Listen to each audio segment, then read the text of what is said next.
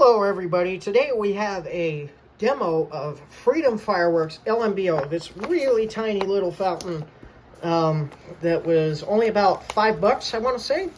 And this is a fountain known as Lil Red Devil at TNT. This is the Freedom rewrap of it. And Lil Red Devil is one of the most overpriced fireworks out there. They charge you $17 for two of these, and they're not all that impressive, but they're good if you want something else to light, and they are kind of an iconic little fountain. They've been around forever, so I figured I'd try this out. I do like the art on this is kind of funny. I don't know what I'm assuming the B stands for butt, because you can't put A on a firework. It's got to stay family friendly. So anyways, let's go light it up.